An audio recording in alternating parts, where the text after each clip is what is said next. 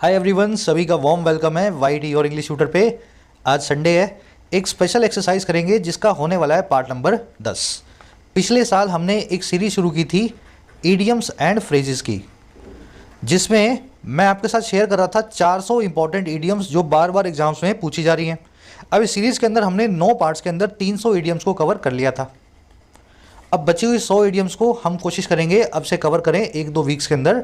आज है part number 10। हर idiom को याद करने की एक ट्रिक मैंने आपको बताई थी उसकी स्टोरी के साथ में, ताकि ईडियम दिमाग में बैठे, उसकी कहानी आपको पता लग जाए, फिर बार बार उसको रटना ना पड़े। बिल्कुल इसी तरीके से बाकी की 100 ईडियम्स भी पढ़नी है। जो स्टूडेंट्स अभी नए हैं, पुराने वीडियोज़ को नहीं देख पाए हैं, आप चैनल पर जाएँ, होम पेज पर ही आपको मिल जाएगी प्लेलिस्ट 400 ईडियम्स एंड फ्रेजेस की। ऊपर खोलो चैनल को, 400 ईडियम्स एंड फ्रेजेस, 9 पार्ट्स इसमें रखे हुए हैं, 10वां पार्ट आज आपको करवाया जा रहा है। तो चलिए शुरू कर लेते हैं। हर ईडियम की कहानी समझनी है, रट्टा नहीं मारना है। फर्स्ट ईडियम हमारी आज की, ड्रेस टू द नाइन्स। अब देखो इसकी कहानी बता देता हूँ मैं आपको। अंग्रेज जब तैयार होते थे किसी बड़ी फंक्शन के लिए, पार्टी के लिए, किसी शादी वादी के, समझ गए ना, सेरेमनी के लिए, तो वो 9 तरह के कपड़े पहनते थे, मतलब 9 पीसेज ऑफ क्लॉथ्स। अब इसमें क्या क्या आ गया?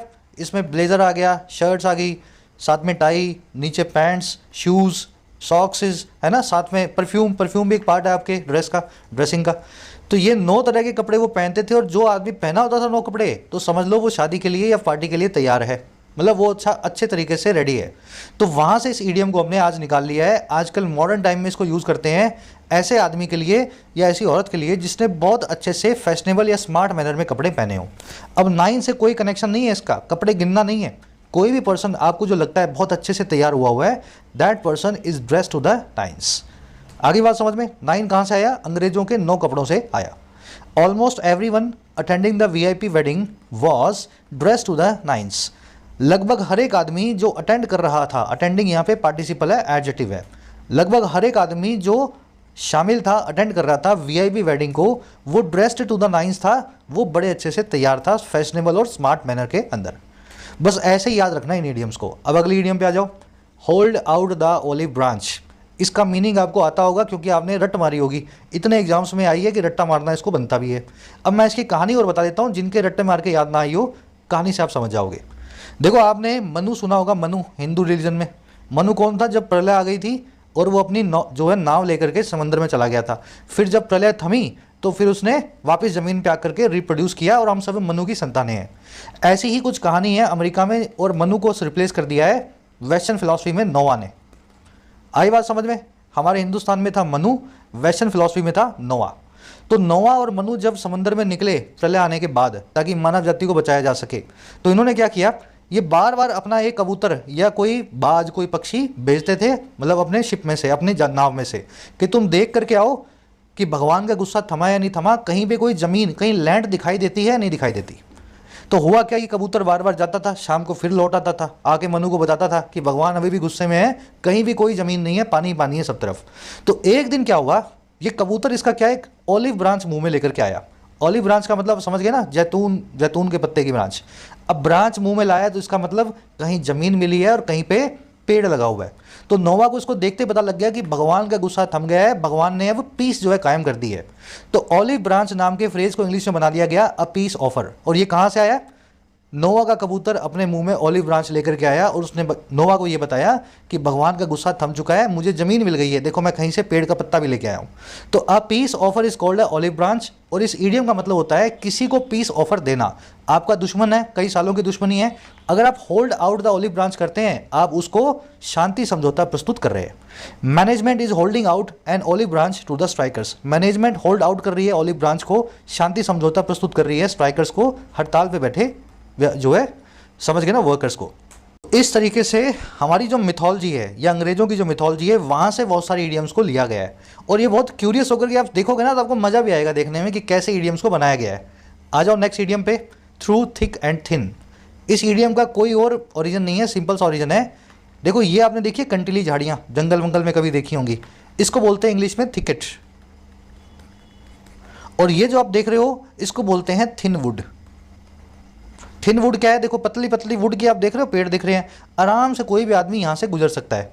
लेकिन यहाँ से थिकेट से गुजरना बहुत मुश्किल है, कंटीली झाड़ियाँ हैं, जो भी गुजरेगा उसको चोट लगेगी। अब ये जो थ्रू थिक एंड थिन आया ना, ये आया है हंटर्स की वोकैबलरी में से। जब 2 हंटर्स 3 हंटर्स साथ में जा रहे होते हैं और रास्ते में कभी कभी ऐसी सिचुएशन भी आती है और कभी कभी ऐसी सिचुएशन भी आती है, तो अगर आप थ्रू थिक एंड थिन जा रहे हैं, आप थिकेट और थिन वुड में से गुजर रहे हैं, तो आप हर तरह की सिचुएशन का सामना कर रहे हैं। अगर कोई आदमी आपके साथ थ्रू थिक एंड थिन है तो वो वैसा आदमी है जो आपके साथ कंटीली झाड़ियों में भी गया, थिकेट में भी, और थिन में जब सब कुछ आराम था तब भी आपका साथ बनाए रखा। थ्रू थिक एंड थिन समझ गए ना, through good and bad times. Thicket और थिन वुड से इस इडियम को बनाया गया है। यूज करके दिखा देते हैं आपको। Investors of the company supported it through thick and thin. Company के निवेशकों ने कंपनी को सपोर्ट किया अच्छे और बुरे दोनों तरह के वक्त में, थ्रू थिक एंड थिन में। चलिए, याद दिमाग में बैठ गई ना अब। चलो, अब एक लाइक और एक शेयर जरूर से दो इस क्लास को, ताकि यूट्यूब को पता लगे, ऐसा कंटेंट दूसरे स्टूडेंट्स तक भी पहुंच पाए, यूट्यूब रेकमेंड करे। और साथ ही जिन स्टूडेंट्स ने अपनी ऐप को डाउनलोड नहीं किया है, जरूर से जाके कर लो। YT योर इंग्लिश ट्यूटर आपकी अपनी ऐप है। इंग्लिश का सेक्शन किसी भी एग्जाम का आप तैयार कर सकते हैं यहाँ से, SSC, banking, defence exam and UPSC। हमारा फ्लैगशिप कोर्स है राइटिंग का, जिसमें आपको बिल्कुल बेसिक से लिखना सिखाया जाता है इंग्लिश में, अराउंड 60 to 80 आवर्स में। किसी भी एग्जाम के लिए आप लिखना सीख सकते हो। आज कुछ कोड भी चल रहे हैं इसके ऊपर, इसका फ़ायदा लेकर के डिस्काउंट भी ले सकते हो। 1 साल की वैलिडिटी है इस कोर्स में। उसी तरीके से बैंकिंग और SSC का कोर्स भी अवेलेबल है। बैंकिंग के कोर्स में प्रीलिम्स मेंस का पूरा सिलेबस 1 साल की वैलिडिटी के साथ में कवर करवाया जाता है, क्वेश्चंस के साथ। और उसी तरीके से SSC के अंदर सारा सिलेबस आपको SSC का भी कवर करवा दिया जाता है, हर तरह की वैरायटी के क्वेश्चंस के साथ में। ऐप का लिंक कमेंट सेक्शन में है। कोई भी क्वेरी हो तो ये नंबर है व्हाट्सअप, टीम से आप बात कर सकते हैं इस व्हाट्सअप के थ्रू। चलिए, नेक्स्ट इडियम अपनी foot the bill. Foot the bill, अब मैं एक पिक्चर दिखा रहा हूँ, इसी से समझ में आ जाएगा। आपने खाना खाया 4 लोगों ने होटल में। अब मुझे बताओ, बिल के ऊपर पाँव कौन रखेगा? भाई जो भरेगा बिल को। 4 लोगों ने खाना खाया, मैंने बिल भर दिया, बिल भर के मैंने बिल के ऊपर पाँव रख दिया। तो मतलब फुट द बिल का मतलब क्या होता है? बिल के ऊपर पाँव रखने की अथॉरिटी रखना। आपने बिल को भरोगे तभी बिल के ऊपर पाँव रख पाओगे, या बिल पे पाँव रखा है तभी बिल को भर पाओगे। फुट द बिल का मतलब होता है टू पे for something, specially something expensive. 4 आदमी खाना खा रहे हो ना, तो आप पूछ सकते हो who will foot the bill today, आज बिल के पैसे कौन देगा? It is the common people who foot the bill for the luxuries enjoyed bye there leaders. ये कॉमन लोग ही होते हैं, आम आदमी होता है जो बिल को भरता है, फुट द बिल करता है उन लग्जरीज का, उन संसाधनों का, उन ऐशो आराम की चीज़ों का जो एंजॉय करते हैं उनके लीडर्स, है ना। डेमोक्रेसी में यही होता है, हमारे नेता खूब लग्जरीज एंजॉय करते हैं, पैसा हम देते हैं अपनी जेब से टैक्सेस के थ्रू। तो ये इडियम को आप इस तरीके से याद रख सकते हैं। आ जाओ नेक्स्ट पे। नेक्स्ट है chapter and verse. Chapter and verse, ये कुछ भी नहीं है, बड़ा आसान है याद करना। अगर आप किसी किताब को खोलोगे तो उसमें होंगे चैप्टर्स 1 to लेकर 10 या 20 या 100, और हर चैप्टर के अंदर होंगे छोटे छोटे पॉइंट्स। पॉइंट्स को बोलते हैं वर्स। अगर कोई चीज़ आपको चैप्टर एंड वर्स याद है ना, तो उस चीज़ को आप माइन्यूट डिटेल्स में भी याद रख के बैठे हो। चैप्टर एंड वर्स का मतलब होता है किसी भी चीज़ की माइन्यूट डिटेल्स। आप मुझसे पूछ रहे हो सर ये कॉन्सेप्ट कहाँ मिलेगा, मैं बोल दूंगा सर इस किताब में मिलेगा, इस किताब को पढ़ लो। तो इस किताब में आपको ढूंढना पड़ेगा, लेकिन मैं आपको ऐसा बोल दूं कि इस किताब के 5वें चैप्टर के 6वें पेज के 4थे पॉइंट में ये आपको मतलब ये कॉन्सेप्ट मिल जाएगा। तो मैं आपको दे रहा हूँ डिटेल्स। चैप्टर एंड वर्स का मतलब होता है एग्जॉस्टिव, एग्जैक्ट या precise details about something. I can't give you the chapter and verse regarding the incident happened last night. मैं आपको एग्जैक्ट या प्रिसाइज डिटेल्स नहीं बता सकता हूँ उस इंसिडेंट की जो कल रात हुआ, मुझे याद ही नहीं है, डिटेल में मैं आपको नहीं बता पाऊंगा। आगे बात समझ में, chapter and verse. Next idiom है एन एक्ट ऑफ गॉड। जिन लोगों ने ओ माई गॉड मूवी देखी है वो अच्छे से इस इडियम को जानते हैं। एक्ट ऑफ गॉड का मतलब होता है एक नेचुरल डिजास्टर, एक ऐसी चीज़, एक ऐसी तबाही जो ह्यूमन कंट्रोल से बियॉन्ड है, ह्यूमन जिसके ऊपर कुछ भी कर नहीं सकता, है ना। तूफान आ गया, अर्थक्वेक आ गया, सुनामी आ गई, लैंडस्लाइड हो गया, एवलांश हो गया, ये सब एक्ट ऑफ गॉड कहलाते हैं। The prime minister describe the disaster N act of God. PM साहब ने डिस्क्राइब कर दिया, परिभाषित कर दिया इस आपदा को एक्ट ऑफ गॉड का नाम देकर के, भगवान का कारनामा का नाम देकर के। चलिए नेक्स्ट इडियम है सॉल्ट ऑफ द अर्थ। थोड़ी सी कॉम्प्लिकेटेड है लेकिन वैसे आसान है। अब सॉल्ट को समझ लो, सॉल्ट का मीनिंग क्या है। सॉल्ट का मतलब होता है नमक, और नमक है बॉडी के लिए बहुत ज़रूरी। पुराने टाइम में सॉल्ट को निकालना बड़ा मुश्किल होता था क्योंकि मशीन्स नहीं हुआ करती थी, हाथ से निकालना पड़ता था। अब ये बहुत ही वैल्यूएबल चीज़ बन गया था पुराने टाइम में। नमक के ऊपर व्यापार हुआ करते थे एक कंट्री से दूसरी कंट्री के बीच में। तो सॉल्ट का मतलब है यहाँ पे वैल्यूएबल चीज़, ना कि नमक, ठीक है, वैल्यूएबल चीज़। और ऑफ द अर्थ मतलब धरती की। भाई नमक तो निकलता है समंदर में, ये कह रहा है जी समंदर की नहीं, धरती की वैल्यूएबल चीज़। और वो कौन है? बहुत ही ऑथेंटिक पीपल, बहुत ही जेन्युइन और ऑनेस्ट पीपल। जीसस ने कुछ लोगों को बोला था, you are the salt of the earth, आप धरती के नमक हैं। नमक तो समंदर में होता है और समंदर में बहुत वैल्यूबल होता है नमक, लेकिन आप वैल्यूबल लोग हैं धरती के, आप नमक की तरह हैं धरती पे, आपकी बहुत वैल्यू है, यू आर ऑथेंटिक और जेन्युइन पीपल। तो जिन लोगों को ऐसा कहा था वहीं से इस ईडियम को हमने बाइबल से निकाल लिया, salt of the earth. She remained an honest bureaucrat and later a trustworthy politician and was regarded as the salt of the earth. वो बनी रही एक ईमानदार ब्यूरोक्रेट, एक ईमानदार जो है अधिकारी, और बाद में एक भरोसेमंद पॉलिटिशियन भी, और रिगार्ड की जाती थी सॉल्ट ऑफ द अर्थ के तौर पे, एक जेन्युइन और ऑथेंटिक पर्सन के तौर पे। समझ गए? नमक इज समथिंग वैल्यूबल, और अगर आप धरती के नमक हैं तो आप धरती पे बड़े वैल्यूबल आदमी हैं, बड़े ही ऑनेस्ट टाइप के पर्सन है, जेन्युइन पर्सन है। आ जाओ नेक्स्ट ईडियम पे, सी चेंज। सी चेंज का मतलब होता है बहुत ही बड़ा बदलाव, अ सब्सटेंशियल और फंडामेंटल ट्रांसफॉर्मेशन इनटू समथिंग। इस ईडियम को शायद शेक्सपियर की नॉवल से लिया गया है, मुझे याद नहीं अच्छे से किस राइटर की नॉवल से। हुआ ये था कि एक लड़का था जो अपने पापा से मिलने गया, और कहाँ पे गया? समंदर की गहराइयों में, क्योंकि उसके पापा क्या उसके बचपन में डूब गए थे। तो वो समंदर में गया और समंदर में जाके देखा कि उसके पापा की तो बन गई हैं हड्डियाँ। तो उसने क्या बोला, मेरे पापा जो है बहुत बदल चुके हैं। छोटा सा बच्चा है वो, थोड़ा बड़ा ही हुआ है अभी, है ना, नॉवल में बताया गया है। कह रहा है मेरे पापा में अब सी चेंज आ गया है, समंदर मेरे पापा में चेंज लेकर के आ गया है। समझ रहे हो मेरी बात को? तो वो एक इमोशनल मतलब डायलॉग था एक तरह का उस नॉवल के अंदर, वहाँ से इस ईडियम को उठा लिया। अब सी चेंज का मतलब क्या होता है? बहुत ही बड़ा बदलाव या फंडामेंटल शिफ्ट किसी आदमी में, जैसे कि उस लड़के के पापा में आ गया था जो समंदर में डूब गए थे और बहुत गहराइयों में पड़े हुए थे। चलो अब यूज़ करके दिखा देता हूँ। A sea change has taken place in today's job market. एक बहुत बड़ा बदलाव टेक प्लेस कर चुका है आजकल की बाज़ारों के अंदर। आ जाओ नेक्स्ट पे, लॉव्स एंड फिशेस। ये आसान है याद रखना। लॉव्स का मतलब है ब्रेड के टुकड़े, ब्रेड के स्लाइसिस, लॉफ या स्लाइस बोलते हैं ब्रेड के टुकड़े को।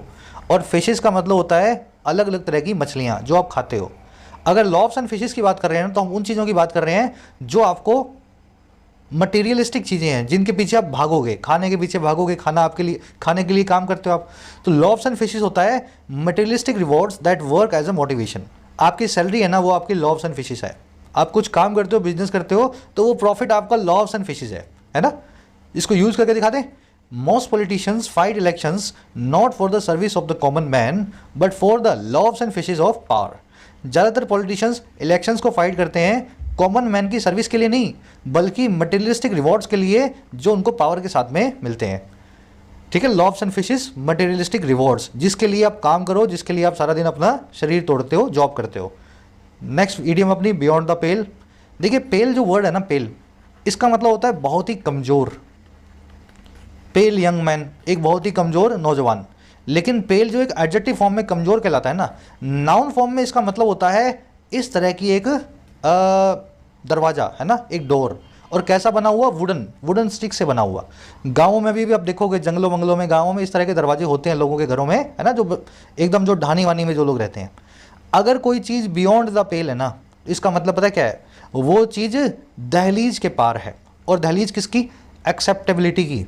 अगर कोई चीज़ कंप्लीटली अनएक्सेप्टेबल है, इनअप्रोप्रिएट है, जिसको आप कभी भी स्वीकार नहीं कर पाओगे, है ना, आपको हमेशा गलत ही लगेगी, that thing is beyond the पेल।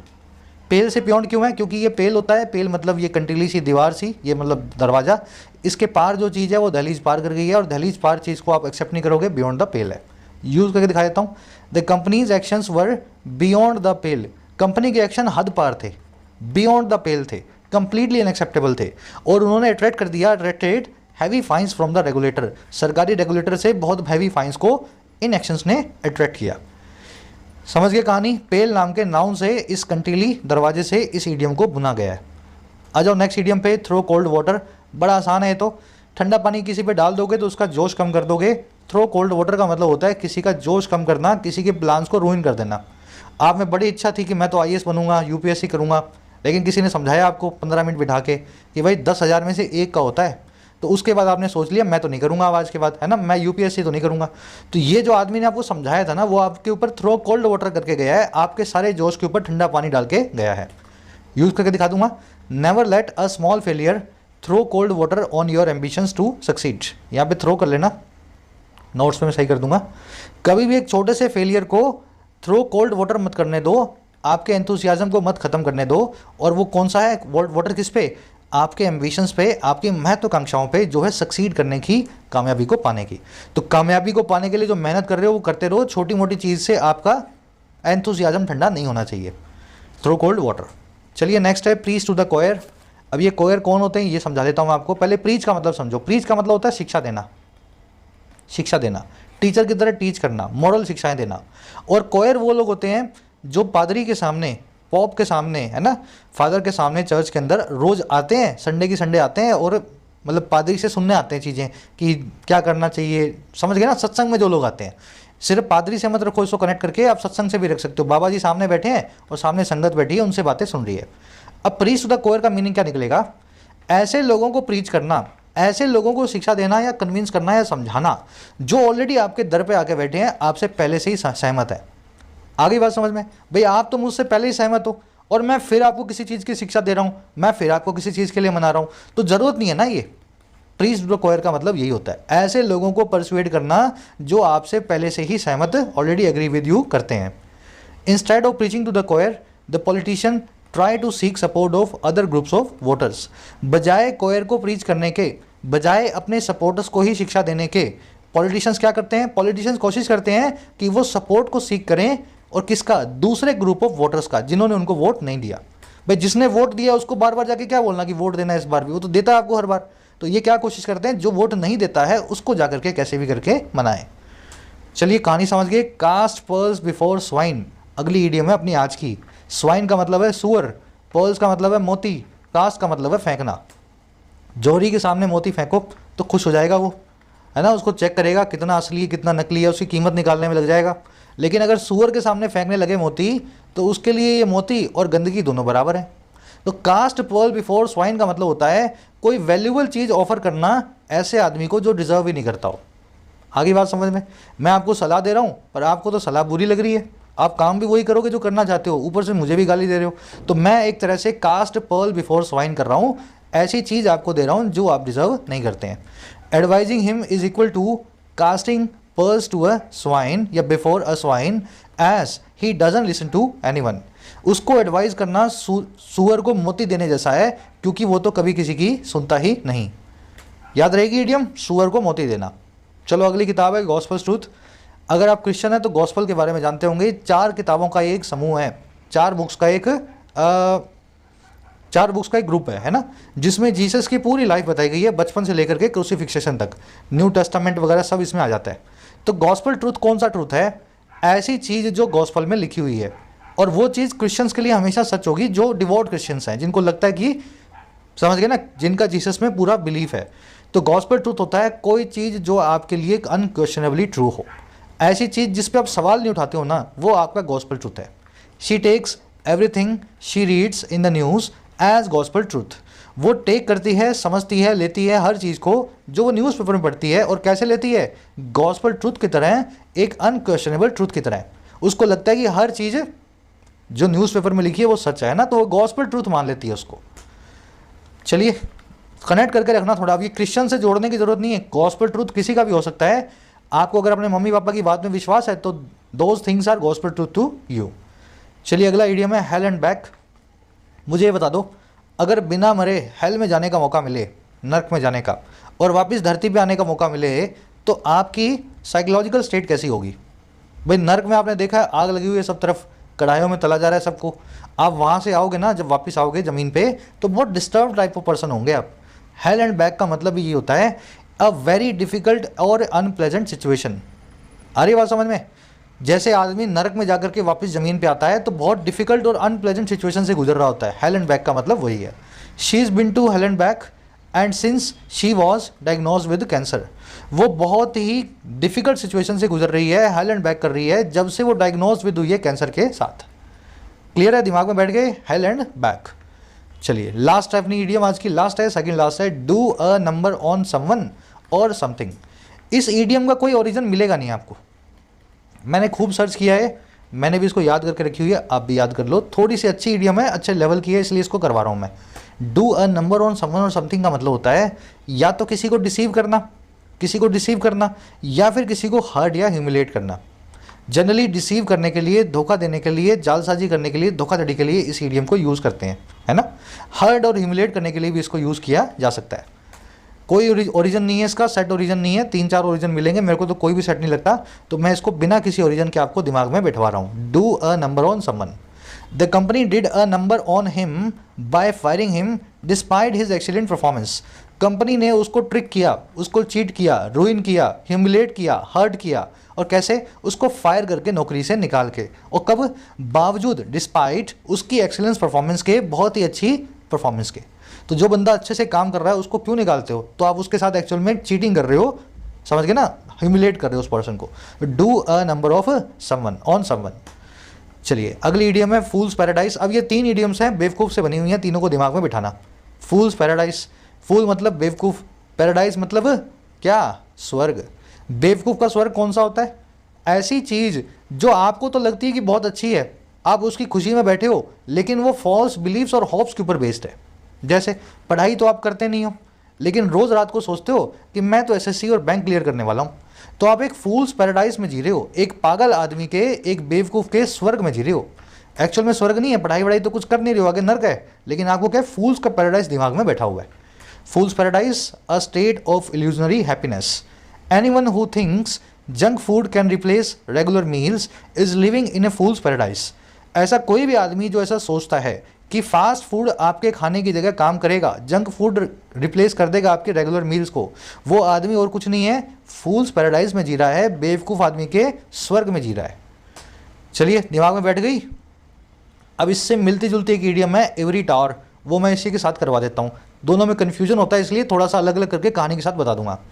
देखो एवरी का मतलब होता है वाइट, वाइट कलर मान लो ना, एवरी जो कलर बोन्स का होता है ना, हड्डियों का चूरा बनने के बाद, उसको बोलते हैं एवरी या एवरी।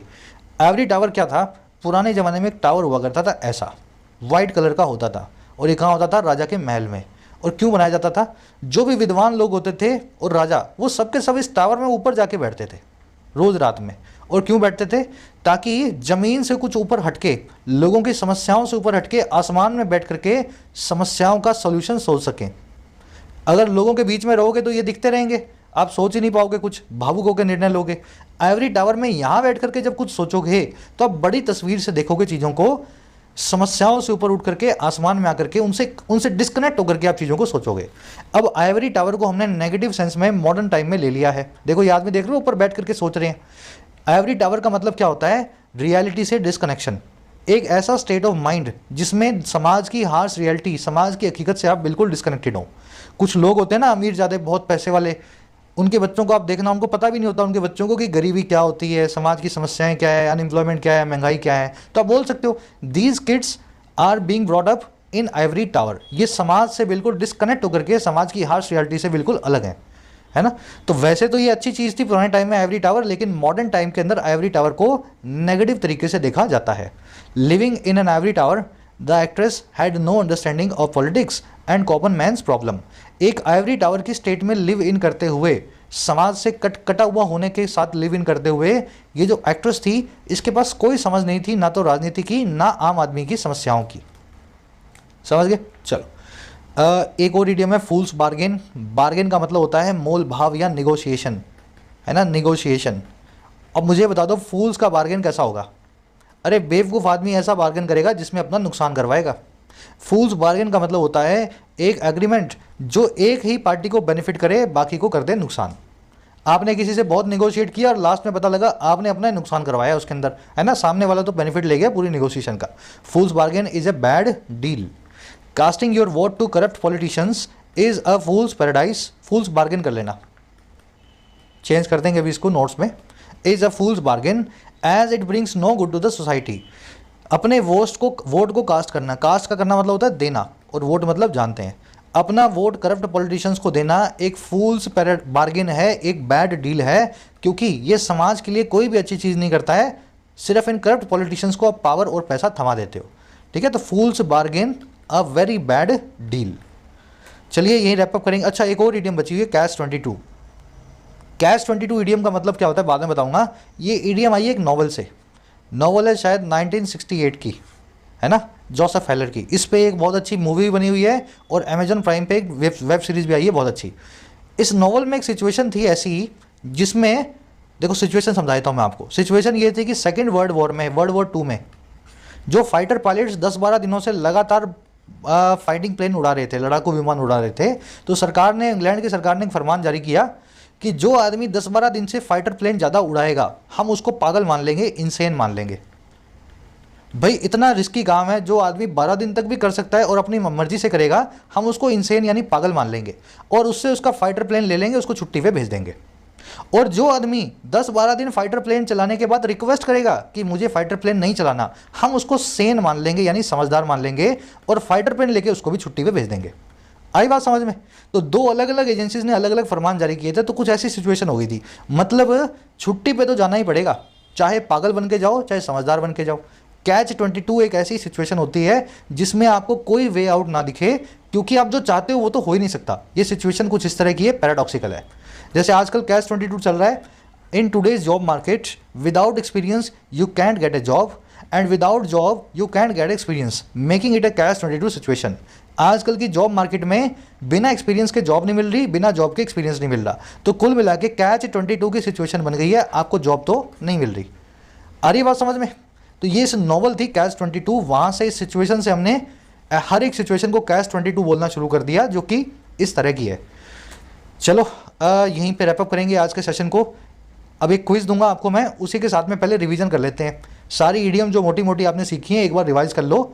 आपके सामने 6 ईडियम्स लिखी हुई हैं, 6 या 7 हैं, एक बार सोचो दिमाग में, है ना। फिर इनके आंसर्स मैं आपको एक एक करके करवा रहा हूँ।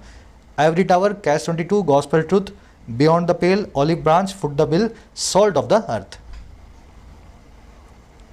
चलो, आइवरी टावर याद है ना, वो ऊंचा सा टावर जिसमें बैठ करके सब सोचते थे लेकिन समाज की रियलिटी से डिस्कनेक्ट हो जाते थे। तो इसका आइवरी टावर का मतलब होता है सेपरेशन फ्रॉम रियलिटी या डिस्कनेक्ट फ्रॉम रियलिटी। कैच 22 अभी बताया आपको, ऐसी सिचुएशन जिसका कोई हल ना निकले, अनसॉल्वेबल या अनरिजॉल्वेबल डिलेमा। डिलेमा मतलब धर्म संकट, जिसका कोई हल ना हो, अनरिजॉल्वेबल डिलेमा। गॉस्पेल ट्रूथ वो ट्रूथ है जो गॉस्पेल में लिखा हुआ है, जो आपके लिए हमेशा सच है। अनकंडीशनल ट्रूथ जो है वो आपके लिए गॉस्पेल ट्रूथ कहलाएगा। बियॉन्ड द पेल मतलब जो पेल नाम की लकड़ी की दरवाजे के पार हो या जो दहलीज के पार हो, जो अनएक्सेप्टेबल हो, जो टोटली अनएक्सेप्टेबल हो, इनअप्रोप्रिएट हो, बियॉन्ड द पेल होगा।